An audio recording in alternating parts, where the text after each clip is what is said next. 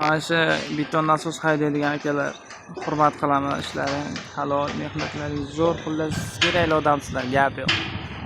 Uncha odam bu ishni qila olmaydi, unchasiga emas. Lekin bitta narsada, iltimos qurilish zonasiga kelgandan keyin sal paretka bilan ishlab ketinglar. Mana beton to'kaman desa, shuncha joy borda, ichiga donak. Egamlab yotibdi shuncha joy.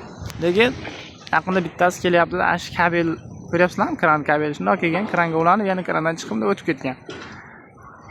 Kran kabeli shunday yerda yotsa, kran kabelni ustiga to'kib tashlagan.